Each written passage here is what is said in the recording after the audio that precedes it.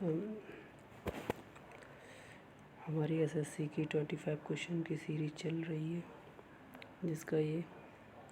जिसका ये अगला पार्ट है। इसमें 25 क्वेश्चन एसएससी के होंगे, जो कि रिपीटेड है और इम्पोर्टेंट भी है। चलिए शुरू करते हैं। पहला क्वेश्चन,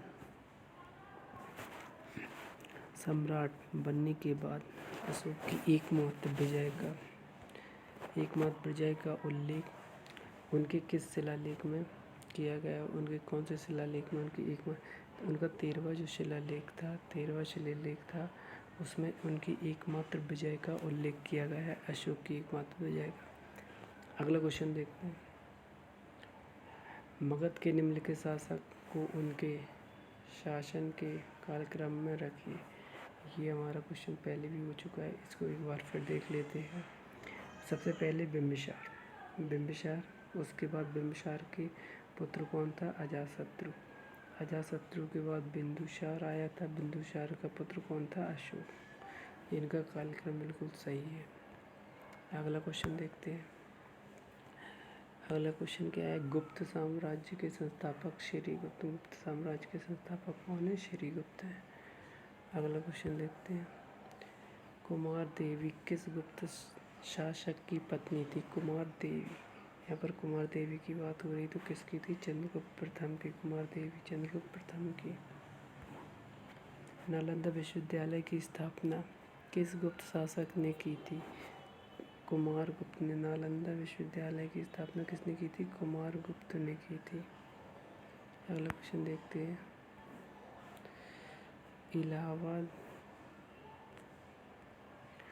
इलाहाबाद शिलालेख का संबंध किस गुप्त शासक से है? समुद्रगुप्त से। इलाहाबाद शिलालेख का संबंध किससे है?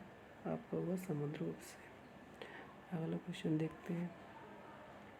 अगला क्वेश्चन है, शंकरादित्य किसे कहा जाता था? शंकरादित्य कहा जाता था कुमारगुप्त प्रथम को। कुमारगुप्त प्रथम को उपाधि मिली थी किसकी? शंकरादित्य की। गुप्त साम्राज्य में प्रांतों को किस नाम से जाना जाता था? बुक्ति नाम से। गुप्त साम्राज्य में प्रांतों को बुक्ति नाम से गुप्त साम्राज्य में प्रांतों को किस नाम से जाना जाता था? बुक्ति नाम से। ठीक है। अगला क्वेश्चन, निम्नलिखित में से कौन से युग्म सही है? तो यहाँ पे देख लेते। पहला है, श्रीगुप्त को कौन सी उपाधि दी थी? श्रीगुप्त को उपाधि मिली थी महाराज की। बिल्कुल सही है, श्रीगुप्त को उपाधि मिली थी महाराज की। और चंद्रगुप्त प्रथम को विक्रमादित्य की। ये गलत है, क्योंकि चंद्रगुप्त द्वितीय को विक्रमादित्य की उपाधि मिली थी। समुद्रगुप्त को मिली थी भारत का नेपोलियन। समुद्रगुप्त भारत का। चंद्रगुप्त द्वितीय को महाराज की। ये गलत है। चंद्रगुप्त द्वितीय को उपाधि किसकी मिली थी? विक्रमादित्य की। अगला क्वेश्चन है हमारा, गुप्त शासक समुद्रगुप्त अपने सिक्कों पर किस वाद्य को बजाते हुए दिखा? बीणा को। सबको पता है कि समुद्रगुप्त के जो भी सिक्के थे उसमें वो बीणा बजाते हुए दिखाए गए हैं। पृथ्वी प्रथम वीर किसकी उपाधि थी? समुद्रगुप्त को एक उपाधि कौन सी मिली थी? पृथ्वी प्रथम वीर समुद्रगुप्त को मिली थी। राजवंश के सिक्कों के पृष्ठभाग में मछली का चिन्ह अंकित है। कौन से ऐसे राजवंश थे जिनके सिक्कों के पृष्ठभाग पर मछली का चित्र था? वो थे पांड्य राजवंश थे, जिनके सिक्कों पर किसका चित्र था? मछली का। अगला क्वेश्चन,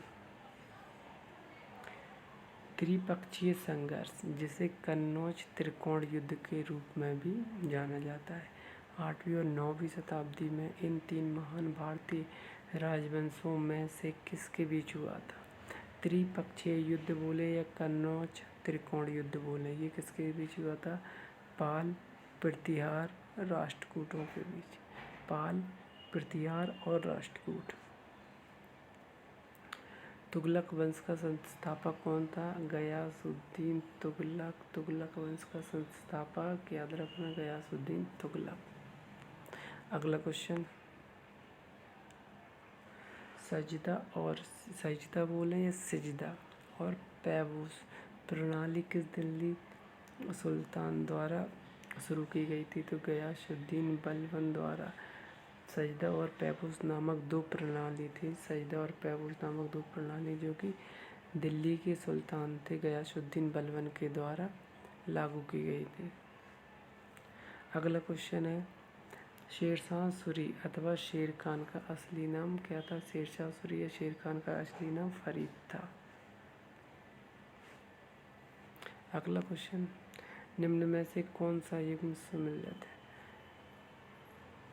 तो इसके हमारा ऑप्शन होगा सी, महोत्सव सार्वजनिक नैतिकता का सेंसर। अगला क्वेश्चन,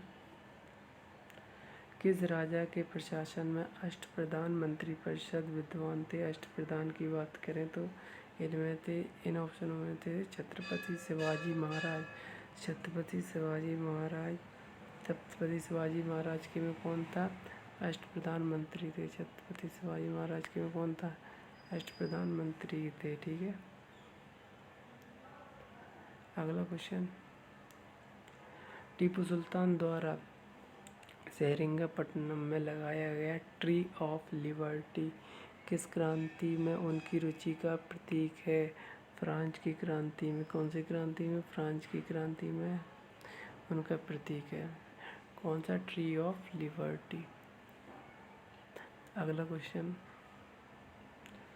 हरियर और बुक्का ने कर्नाटक में एक स्वतंत्र राज्य की स्थापना की और 1936 ईस्वी में किस नदी के किनारे? तुंगभद्रा नदी के तट पर राजधानी शहर विजयनगर की स्थापना की। विजयनगर की स्थापना किसने की? हरियर और बुक्का ने। किस नदी के किनारे की? तुंगभद्रा नदी के किनारे की। ठीक है। अगला क्वेश्चन,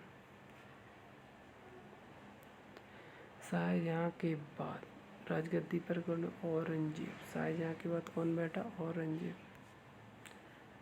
होयसल वंश का संबंध किस राज्य से था? होयसल वंश का संबंध कर्नाटक राज्य से था। कौन से राज्य से था? कर्नाटक राज्य से। होयसल वंश का संबंध कर्नाटक राज्य से था। विजयनगर साम्राज्य की स्थापना विजयनगर साम्राज्य की राजधानी क्या है? विजयनगर साम्राज्य की राजधानी है हम्पी। विजयनगर साम्राज्य की राजधानी क्या है? हम्पी। अगला क्वेश्चन, निम्नलिखित में से कौन सा अनुक्रम विजयनगर साम्राज्य के राजवंशों के शासन का सही वर्णन करता है? संगम वंश, सलुब वंश, तुलुक वंश, अराबिदु वंश।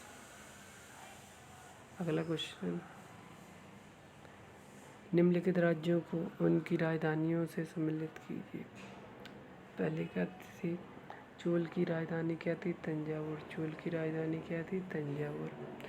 और पांड्य की राजधानी थी मदुरई। पांड्य की राजधानी क्या है? मदुरई। और पल्लव की राजधानी थी कांचीपुरम। पल्लव की राजधानी कांचीपुरम। और चालुक्य की राजधानी बादामी। चालुक्य की राजधानी बादामी। अगला क्वेश्चन, ठीक है, हमारे 25 क्वेश्चन कंप्लीट होते हैं। अब देखते हैं, डेली हमारी इसी तरह प्रैक्टिस होगी। 25 क्वेश्चन डेली होंगे, जिससे एक मंथ में 750 क्वेश्चन, और वहीं 6 मंथ में कितना हो जाएगा? 6 मंथ में आपके कितने क्वेश्चन हो जाएंगे? आपके 6 मंथ में लगभग 6000 क्वेश्चन कंप्लीट होंगे जी के। Thank you guys.